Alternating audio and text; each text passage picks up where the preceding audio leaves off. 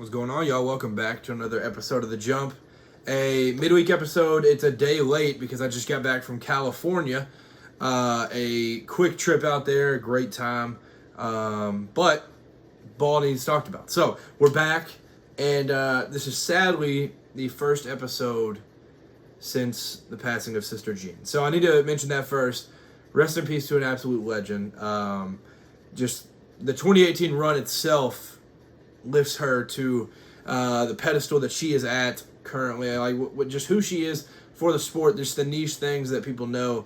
And frankly, a lot of non-college basketball fans know who she is because of how famous she was for that run in 2018, and they obviously made the run in 2021 as well. So, man, what a life. I believe she was 106. Rest in peace, Sister Jean. Best wishes. It's a tough loss for college basketball fans, and just college sports fans overall. Rest in peace, Sister Jean. Keeping it college basketball. This channel, I'm sure many of you may think this is a college football channel. It's college football and college basketball. I love both like crazy. So I'll do both in my videos in the podcast. So the AP poll came out, the top 25. Now, I'm not going to just read through all the numbers because that's just boring. I'll run through like maybe the top 10, top 11, and we'll talk about it, and we'll talk about some of the teams on here. So, starting off, 1 and 2, they were already set in stone. In my opinion, it was always Purdue 1, but it was always going to be Purdue and Houston 1 and 2. It didn't matter how it was going to happen. It was those two at the top of the sport. Purdue ends up being number 1 in the preseason AP poll, and Houston is 2. Followed by the national champs of last year, returned basically their entire front court, the Florida Gators, who are back and arguably best or second best team in the SEC again. They're ranked 3rd. UConn Huskies, 4. Dan Hurley getting back after the back-to-back natties, going out a year, and they actually go out to the national champs. They're back in at 4. St. John's, loaded Rick Pitino roster is at 5. Duke, tons of talented freshmen, returners that they're kind of putting a lot of weight on with Caleb Foster and Gamba, Slim. Like that whole group's got to step up big time, and I think they will. So I think Duke deserves the ranking of being 6. Michigan at 7. It's a fully revamped roster. They obviously got the best transfer in the country, Axel Lindeborg. And Dusty May is an incredible coach. So we'll get to see what they can do. I think 7 may be a little bit high, but big-time roster. Elliot Cadeau transferring over. Like they're going to be very, very good, very, very talented roster. So I'm excited to see what Michigan can do, but I think 7 may be just a little bit high. 8, BYU. I made a YouTube short out of it. The most expensive big 3 in college basketball history. Richie Saunders, Rob Wright, AJ DeBonta. Those 3 are all combining for a little north of $10 million. An absolutely loaded roster. Richie Saunders is, going to be one of the best players in college basketball this year. And AJ DeBonta, who has a chance to be number 1. And then Rob Wright, who ended up being one of the best point guard transfers once he got in the flow of things at Baylor last year, transferring over to BYU. And year 2 for Kevin Young is looking bright. And the Cougars are starting at 8 in the preseason poll. So they're going to be very, very good. Kentucky, number 9. If you're new here, I am a Kentucky fan. I think this is a good spot. I figured the Cats would be somewhere 6, maybe. I could see us as high as 3, maybe. But as low as, 10 probably. We're sitting there at 9. And being ranked 9 is a good little vibe because we're chasing number 9 this year, chasing the 9th championship. So Kentucky, it's obviously most expensive roster in the transfer portal. You got an insane amount of players. Deepest team in college basketball, bar none. But we'll get to see. It's obviously not near as good as shooting as last year, but there's also way more athleticism, much better defense, much more physicality. And then we'll also get to see what the Cats look like when Jaden Quaintance finally gets back near SEC play. So the Cats come in at 9, and then Texas Tech is at 10. Christian Anderson back. The whole team came back dang near except for Darian Williams. He left. But for McCaslin, this team's going to be absolutely loaded. Once again, they made that run last year with the miraculous win over Arkansas. They're at 10. And then I'll mention 11 because this team is obviously like a polarizing one when it comes to offseason talk. Louisville, The Louisville Cardinals, best backcourt in the country, maybe. Michael Brown, Ryan Conwell, Adrian Woolley, Isaac McNeely, absolutely stacked squad. It'll all come down to how good the front court is, and that's why I think they're at 11, because I think it's a little risky. I don't know if Fru's going to be great. Ali Khalifa, I mean, he obviously he's lost a ton of weight. He looks incredible compared to when he was at BYU, but we'll have to see if he's improved defensively. They don't necessarily have a rim protector, and that's kind of the biggest worry with them. But they'll be able to fill it up. They'll be able to put up points with anybody. So Louisville there. Other than that, I think that, just the regulars that are in there. I mean, 14 Arkansas is very scary with how stacked that roster is. Top freshmen coming in, and a lot of returners for Calipari down there. So big one. And then outside of that, I think North Carolina got snuck in at 25. That's not a top 25 roster. I think if Evans ends up being a good point guard, then you've got something. But I don't even know if he's going to end up being the point guard all year. Like it's going to be interesting. But outside of that, obviously the 20 through 25 doesn't even necessarily matter too much, because that's going to be the group that fluctuates and goes crazy sometimes. So. Yeah, I'll be at the Champs Classic. It's about a month from now. We're in exhibition season, so we're getting games. But I'll be at the Champs Classic, which is between number 9 Kentucky, number 22 Michigan State, and then number 19 Kansas versus number 6 Duke. So top 25 matchups in both those. In New York, in the Big Apple. Can't wait for that. But like I said, we're in exhibition season right now. A week from tomorrow, because this will be coming out on Thursday, a week from tomorrow, Purdue at Kentucky exhibition. It's going to be amazing. So college basketball is back. It's so here. The weather's dropping a little bit. We are back, and that's the AP poll. So if I didn't talk about your team, it's not that they're not relevant. It's just I didn't want to sit there and talk about every one of the top 25 teams when some are interesting, some are just returning guys, and 17 Illinois. They're returning a couple guys, but they just brought in all the European transfers, and they're going to be really good. They're going to be very good, very good. But sitting at 17, I don't need to talk too much about them as of right now. We'll get to see what they are as we get into the season. But college basketball is so back. I am excited for it. We're at that time of the year where the two best sports in the world, college basketball and college football, where they mesh, and I am excited about it. So moving on to college football now. This is a little bit of a Week 7 cleanup type of thing, because the biggest news in the world dropped as we were picking up a rental car in California. James Franklin fired. This one was shocking, because I said in the reaction podcast on Saturday, this man could not be your coach Monday. Now, actions speak louder than words. I did not think they were going to do it. It's pushing $50 million buyout. Really, only Texas A&M has done anything close to this, but they do it. Now, there's some talk and murmurs about maybe Adidas is the one that did it, and they end up paying his buyout and all of this because they didn't really like Franklin. They think they can get somebody else. I don't know who they're going to get. I have no idea. If they fired James Franklin for Matt Rule, obviously he's been a proven winner, but is he really going to get you over the hump that James Franklin had you at?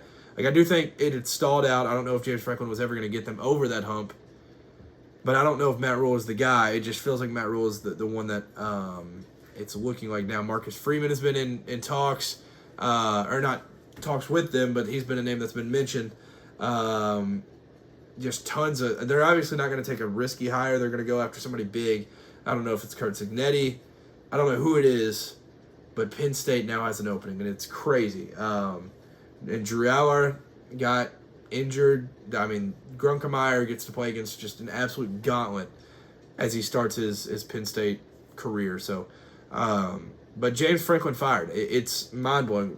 Coaching firings are so risky if you don't already have your guy lined up. This could be an all-time collapse of Penn State if they're not careful with this hire.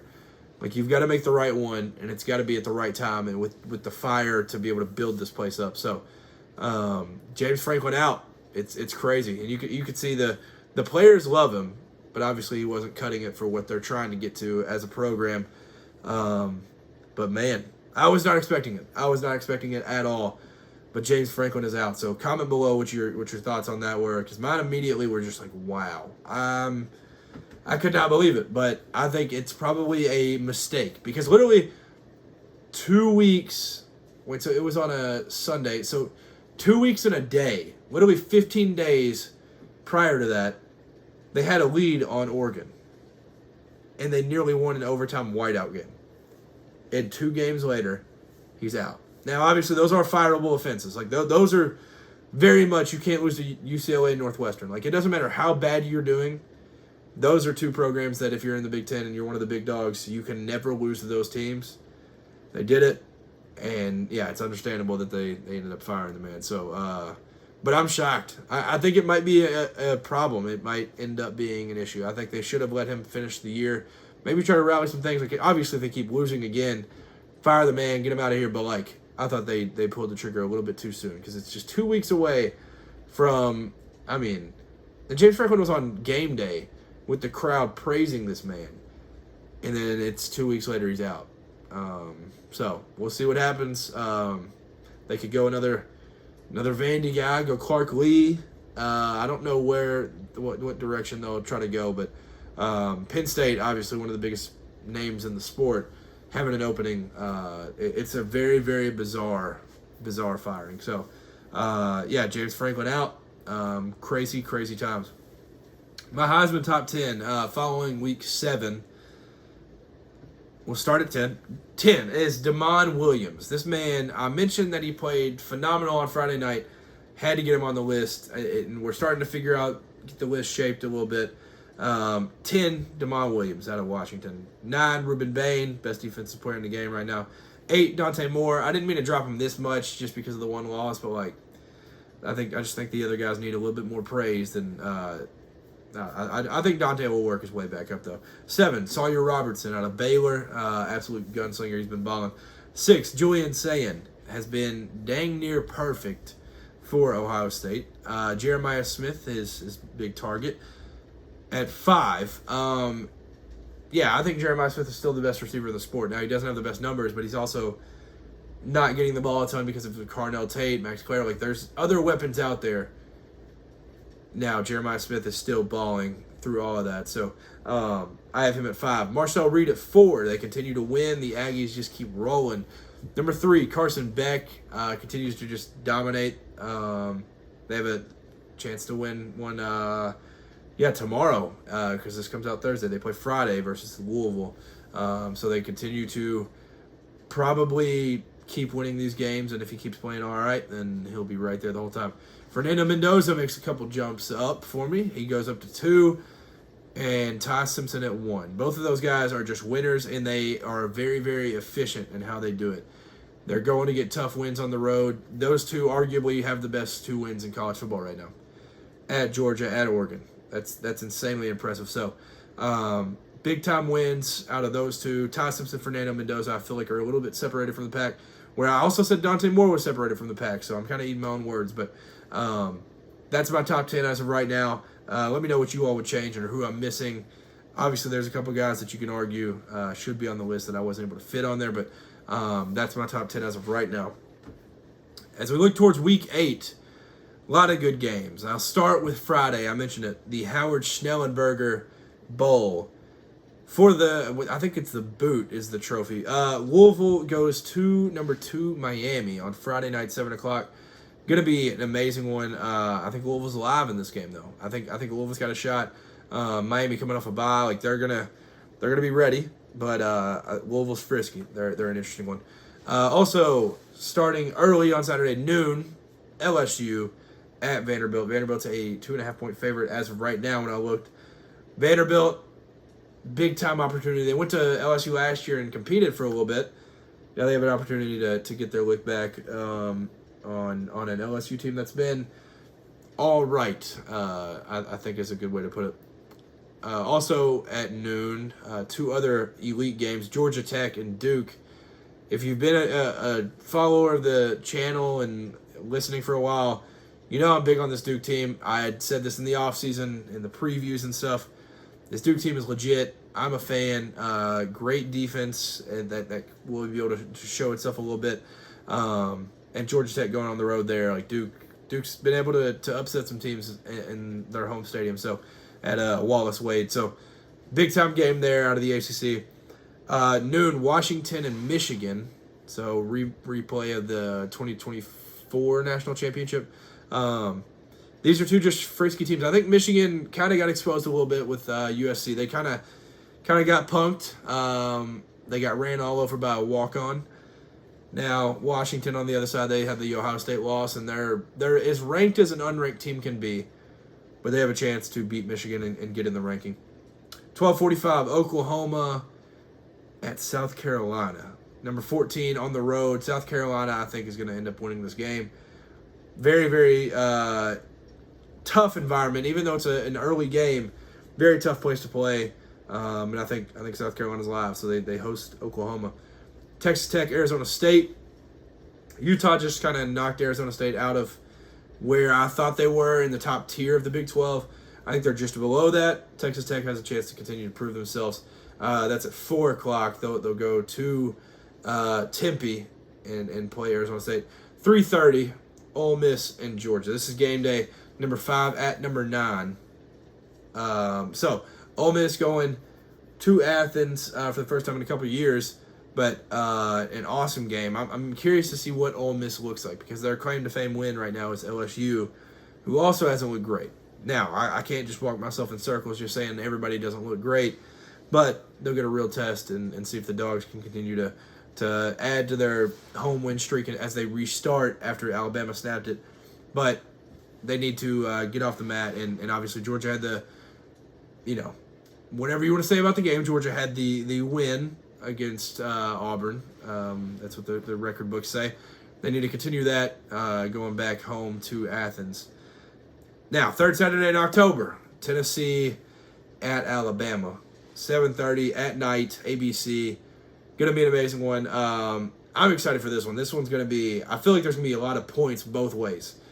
I feel like there's not going to be a whole lot of defense. It's going to be a shootout, similar to the one where Chase McGrath made the field goal. I don't know if it's going to be that high scoring, but it's going to be a lot of points. 11 versus number 6. It's going to be awesome. The battle for the George Shillelagh. 7:30 also. USC, Notre Dame. I was worried about USC just being a team that's going to get run over all year. And then you got maybe the best two-headed monster in the country running back-wise on the other side with Notre Dame. And they didn't let Michigan run all over them. I know Justice Haynes ended up getting hurt, but they didn't let Michigan run all over them. I think they're absolutely looking better in this game than I thought they were 2 weeks ago. This one will be an exciting one. I'm fired up for this one. This one, it's always a fun game. It's just a clash of the gold helmet, the USC iconic helmet. It's always just a beautiful game. Super excited for it. That one's 7:30. 8 o'clock, you get the Holy War. Utah, number 23, versus number 15, BYU. Both of these teams have looked really, really good. Utah, outside of the one game with Texas Tech, they struggled a little bit. But outside of those, they've looked really good. They've looked like some of the best in the conference. And now they get to match up here in Week 8. And we'll get to see which one in the state of Utah ends up separating themselves a little bit. I'll have my picks out on Friday. And so I'll pick 5 of these games. And we'll go from there. This is going to be an awesome week, though. I'm excited for all these games. That's kind of just the 10 that I chose to talk about. But, yeah, it's going to be amazing. It starts Friday. I mean, there was even good games tonight. As we got back home from the trip, there were good games that had just wrapped up. And so it's going to be an awesome weekend of college football. Like I said, it's a day late. Apologies. I'm usually always Wednesdays and Saturday nights. But here we are, getting this bad boy out to you guys as we talk about a midweek update. College basketball is back. College football is in full effect. I'll see you next time. Peace.